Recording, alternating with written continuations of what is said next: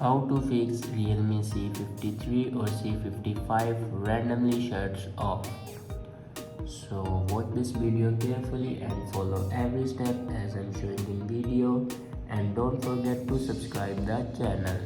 So let's start the video. First of all, check your volume and power keys because it can suddenly pressed while using the hard case of your phone. So first of all, check your volume and power keys. After that, open settings. In settings, scroll down and click on system and update. Now scroll down and click on schedule power on or off.